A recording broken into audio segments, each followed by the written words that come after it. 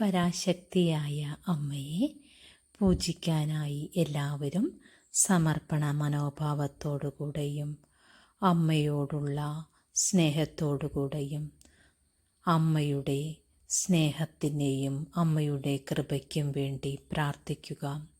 സർവജീവജാലങ്ങളും അമ്മയിലടങ്ങിയിരിക്കുന്നു. സർവ്വതിൻ്റെയും ശക്തിയുടെ ഉറവിടമായ അമ്മയുടെ കൃപാകടാക്ഷങ്ങൾ ലഭിച്ചാൽ സർവവിധ ഉന്നതിയാണ് ഫലം. എല്ലാ ജീവജാലങ്ങളിലും അമ്മയുടെ സാന്നിധ്യമാണെന്ന് മനസ്സിലാക്കിക്കൊണ്ട് അമ്മയോട് സമർപ്പണ മനോഭാവത്തോടുകൂടെയും ഭക്തിയോടുകൂടെയും അമ്മയുടെ സ്തോത്രങ്ങൾ ആലപിച്ചുകൊണ്ടും അമ്മയുടെ മന്ത്രങ്ങൾ ഉരുവിട്ടുകൊണ്ടും നിങ്ങൾ അമ്മയുടെ കൃപയ്ക്കായി പ്രാർത്ഥിക്കുക. അമ്മയാണ് സർവ്വജഗത്തിലും അടങ്ങിയിരിക്കുന്നത്. സർവരുടെയും ശക്തിയായി അമ്മ കുടികൊള്ളുന്നു.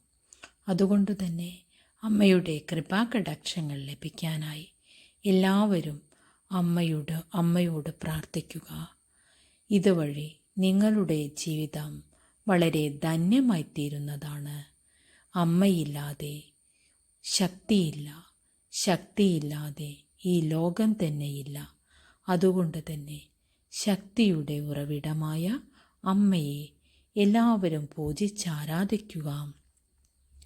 സ്വന്തം അമ്മയായി കണ്ടുകൊണ്ട് അമ്മയെ പൂജിച്ചാരാധിച്ചാൽ അമ്മയുടെ സാന്നിധ്യം എപ്പോഴും നിങ്ങളുടെ കൂടെ ഉണ്ടാകുന്നതാണ്.